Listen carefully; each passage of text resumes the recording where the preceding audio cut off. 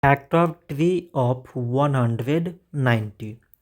So 190, it can be written as 2 times 95.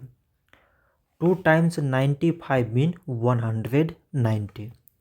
Like as 95, it can be written as 5 times 19.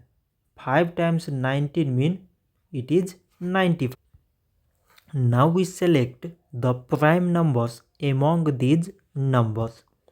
So prime numbers here is 2, 5 and 19. So we can write 190 is equal to 2 times 5 times 19, means the product of all these prime numbers. So this much for today, and thanks for watching.